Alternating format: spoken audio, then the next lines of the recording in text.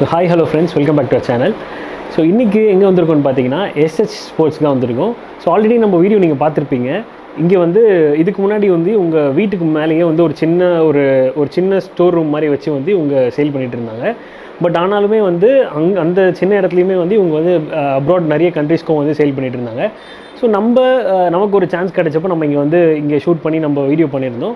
So அந்த video வந்து இப்போ ஆல்மோஸ்ட் 50,000 வியூஸும் போயிருக்கு. ஸோ நிறைய பேர் வந்து ஒரு நல்ல பாசிட்டிவ் ஃபீட்பேக்கும் கொடுத்தீங்க, நிறைய கமெண்ட்ஸும் வந்துருந்தது.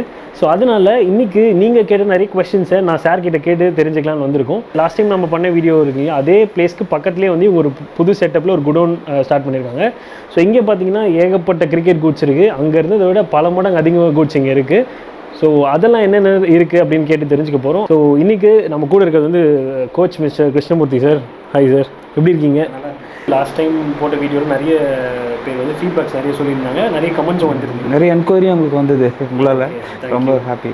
அதே மாதிரி லாஸ்ட் வீடியோ வந்து நான் சொன்ன மாதிரி வந்து ரொம்ப இன்ஃபர்மேட்டிவாக இருந்தது. நிறைய பேர் சொன்னது என்னன்னா, இப்போ நாங்கள் வந்து ரெகுலராக நாங்கள் வந்து விளையாடுறோம், எங்களுக்கு ஆனால் வந்து எங்களுக்கு பேட்ச் இப்படி செலக்ட் பண்ணோம், இந்த மாதிரி இருக்குது அப்படின்றதான் தெரியாது, நாங்கள் ரெகுலராக போய் வாங்கி நாங்கள் அப்படி தான் இருந்தோம் அப்படின்னு சொன்னாங்க.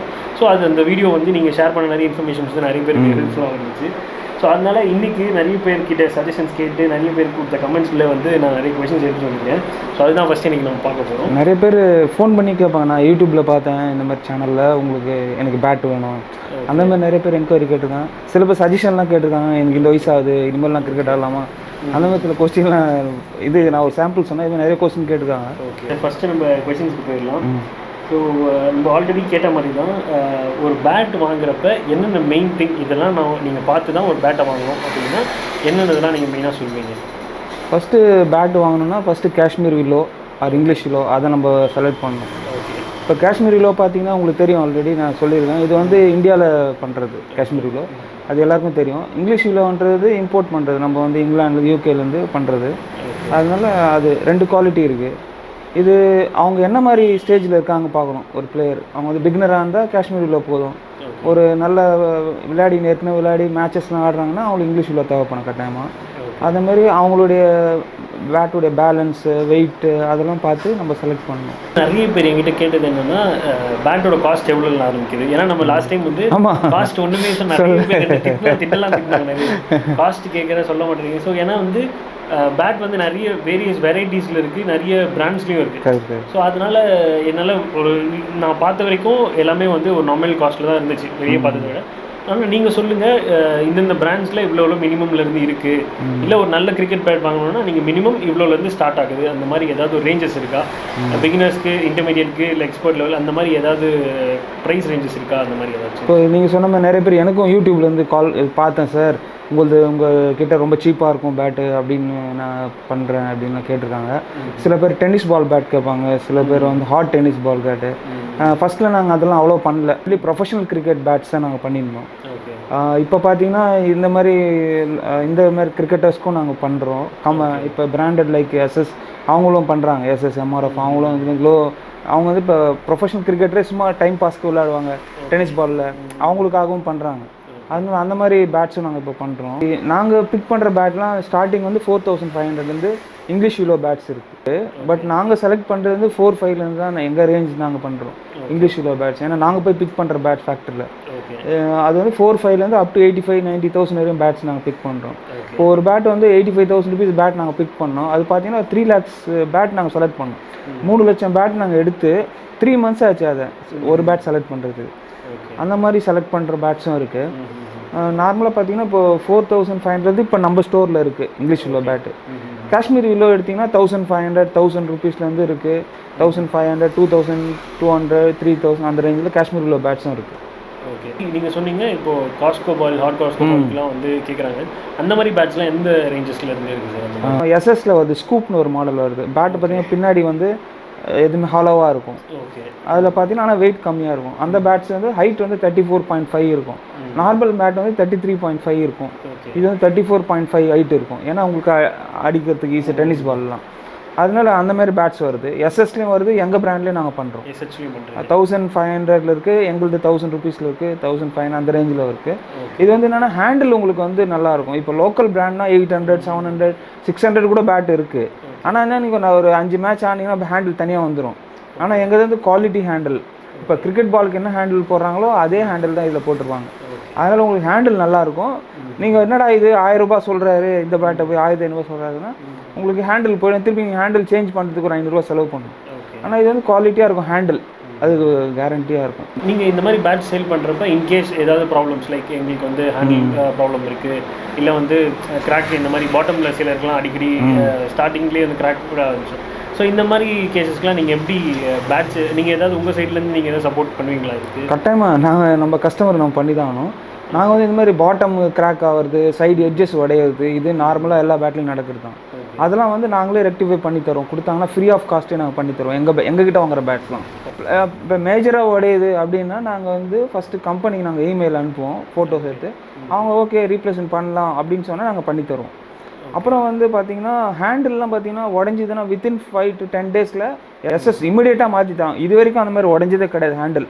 எஸ்எஸும் சரி எம்ஆர்எஃப் சரி எங்ககிட்ட வந்த பேட்ச்சு இவ்வளோ வருஷத்தில் ஒரு ஹேண்டில் கூட உடஞ்சது கிடையாது. அப்படி உடஞ்சாலும் இமீடியட்டாக 10 டேஸில் அங்கே டெல்லிக்கு அமுச்சு 3 days மேக்ஸிமம் 10 டேஸ்க்குள்ளே அவங்களுக்கு அந்த ஹேண்டில் ரீப்ளேஸ்மெண்ட் பண்ணி கொடுப்போம். அது நான் 100% ஷுவர். ஸோ வந்து நீங்கள் இப்போது ரீப்ளேஸ்மெண்ட் பண்ணி தருந்துருக்கீங்க. ஸோ இது வந்து டேட் ஆஃப் பர்ச்சேஸ்லேருந்து ஏதாவது பர்டிகுலர் டைம் இருக்கா? இதுக்கு எத்தனை மந்த்ஸ் இல்லை எத்தனை இயர்ஸ்? இப்போ ஹேண்டிலுக்குலாம் நாங்கள் அப் டு 6 months வரையும் வாரண்ட்டி தரோம் ஹேண்டிலுக்கு. ஹேண்டில் உடஞ்சா நீங்கள் 6 monthsக்குள்ள எப்போனா வந்து நீங்கள் எங்ககிட்ட கொடுத்தீங்கன்னா ஒரு 10 டேஸில் நாங்கள் கம்பெனிக்கு ஃபேக்ட்ரிக்கு அனுப்பிச்சு பண்ணுவோம். என்னாலும் எனக்கும் ஹேண்டில் பண்ண தெரியும். பட் ஆனாலும் நாங்கள் ஃபேக்ட்ரியில் வச்சு அவங்க நிறைய பெரிய எக்யூப்மெண்ட்ஸ்லாம் வச்சுருக்காங்க, ஈஸியாக அவங்க பண்ணி கொடுப்பாங்க. நம்ம பண்ணணும் பண்ணலாம், நானும் பண்ணுவேன். அதே மாதிரி பார்த்தீங்கன்னா சின்ன சின்ன மேஜர் கிராக்ஸு இந்த மாதிரி இருக்கலாம் நானே பண்ணி கொடுத்துருவேன். ஸோ அதே மாதிரி இப்போது நம்ம பேட்டுன்னு சொல்கிறப்ப பால் பற்றி பேசாமல் இருக்க முடியாது. இப்போ நீங்கள் இங்கே காமிச்சதே பார்த்தீங்கன்னா எங்களுக்கு வந்து ரெட்லேயே 2 பால் காமிச்சிருந்தீங்க. ஒன்று வந்து பிங்க் பால், ஒன்று வந்து ஒயிட் பால். ஸோ மற்ற பிராண்ட் பால்ஸை விட எஸ்ஹெச்சில் என்ன, ஏன்னா நான் வந்து மேக்கிங் வீடியோ கூட நான் பார்த்துருந்தேன். ஏன்னா எஸ்ஹெச்சில் வந்து சார் அமைச்சிருந்தேன், நான் பார்த்தேன் இப்போ ரீசெண்டாக. என்ன டிஃபரன்ஷியேட் பண்ணுறீங்க உங்கள் பிராண்ட்? இப்போது ஒரு கிரிக்கெட்னு வச்சுக்கோங்க, பால் ரொம்ப ரொம்ப முக்கியம். ஏன்னா ஒரு பேட் உடையுதுன்னா காரணம் வந்து பால் தான். ஒரு நல்ல பேட் வாங்கியிருப்பீங்க, 40,000 ரூபாய் கொடுத்து கூட பேட் வாங்கி, ஆனால் லோக்கலில் நீங்கள் போய் ஆடும்போது பேட் வந்து வெயிட் அவங்க வந்து தரமாக இருக்காது. இப்போது பார்த்தீங்கன்னா ஒரு பாலுடைய வெயிட் ஐசிசி நார்ம்ஸ் படி 156லேருந்து 163 கிராம்ஸ்குள்ளே இருக்கணும் ஒரு பாலுடைய வெயிட். ஆனால் இப்போ லோக்கலில் இப்போ இது வந்து சிறு தொழில் மாதிரி, குடிசை தொழில் மாதிரி பண்ணுறாங்க மீரட்டில் ஜலந்தர்லாம். அவங்களுக்குலாம் இது தெரியாது, அவங்க ஏதோ ஒரு பால் அது அதேமாதிரி அவங்க பண்ணி கொடுத்துருவாங்க. பட் நம்ம விளையாடும் போதுனா நம்ம அவ்வளோ காசு கொடுத்து வாங்கியிருக்கோம் பேட்டு, 40,000 20,000 ரூபா கொடுத்து வாங்குறோம். அது பேட்டு போட பேட்டு ஓடும், எல்லோரும் நினச்சிக்கும் பேட்டு ப்ராப்ளம்ட்டு, ஆக்சுவலி அது பாலுடைய ப்ராப்ளம். அந்த மாதிரி நாங்கள் பண்ணுற பால் வந்து இப்போ கூட நான் வந்து உங்கள் அஷ்யூர் கொடுக்குறேன், எங்கள் பால் நீங்கள் எதுவும்னா செக் பண்ணி பாருங்கள். இப்போ கூட ரேண்டமாக செக் பண்ணுங்கள், 156லேருந்து 163க்கு மேலே பால் வெயிட் இருக்கவே இருக்காது. அது ஒயிட் பால் ஆகட்டும், ரெட் பால் ஆகட்டும், பிங்க் பால், எந்த பாலாக இருந்தாலும் நாங்கள் எவ்ரி பால் நாங்கள் செக் பண்ணுவோம். ஏன்னா நம்ம இந்த கிரிக்கெட் இருக்கிறதால நம்ம இதை நம்ம கட்டாயமாக நம்ம பார்க்கணும். அதனால் இது வந்து ஒரு பாலுடைய வெயிட்டும் நாங்கள் செக் பண்ணி தான் எடுப்போம். நாங்கள் மேனுஃபேக்சர் பண்ணால் கூட நான் எங்கள் பாக்ஸ் பால் வரும்போது எல்லா பாலும் நான் வெயிட் மிஷின் இங்கே இருக்குது, நான் எல்லா பாலும் போட்டு செக் பண்ணுவேன். ஏன்னா ரொம்ப மேஜரான இது அது பால் விஷயம். அது நாங்கள் பண்ணுற பால் 4 பீஸ் பால். இப்போ சில இதில் 2 பீஸ் பால்லாம் வரும், அது பார்த்திங்கன்னா ஒரு 5 ஓவர்லேயே ஷேப் அவுட் ஆகிடும். எங்களுக்கு 4 பீஸ்னால் நல்ல குவாலிட்டி லெதரு, சீம் பொசிஷன்லாம் நல்லாயிருக்கும். இதெல்லாம் பார்த்து வாங்கணும் பால் வாங்கும்போது, சீமுடைய பொசிஷன், பால் ஷேப் எப்படி இருக்குது, இதெல்லாம் பார்த்து நம்ம வாங்கணும்.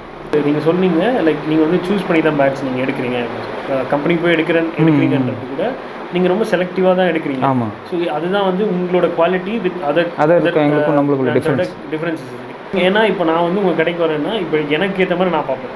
ஸோ நீங்கள் எல்லாருக்கும் ஏற்ற மாதிரி நீங்கள் ஒரு மைண்டில் இருப்பீங்க, என்ன மைண்ட் செட்டில் நீங்கள் போய் ஒரு பேட்டை சூஸ் பண்ணுறீங்க? இப்போ ஃபஸ்ட்டு வந்து அவங்க எந்த மாதிரி லெவல் கிரிக்கெட் ஆடுறாங்க, ஒன்று அவங்களுக்கு என்ன மாதிரி வேணும் அவங்களே சொல்லுவாங்க. இப்போ நீங்களே சொல்லுவீங்க, எனக்கு வந்து ஹேண்டில் மெலிசாக வேணும், ஓவல் ஹேண்டில் வேணும், இப்போ பேட் எடுத்தால் எனக்கு பாட்டம் திக்னஸ் ஜாஸ்தியாக வேணும், இவ்வளோ வெயிட்டில் வேணும், இத்தனை கிரெயின்ஸ் இருக்கணும், இந்த மாதிரி நீங்கள் ஒரு இது வச்சு உங்களுக்கு பிடிச்ச மாதிரி ஒன்று வச்சுருக்கீங்க, இவ்வளோ வெயிட்டில் வேணும்.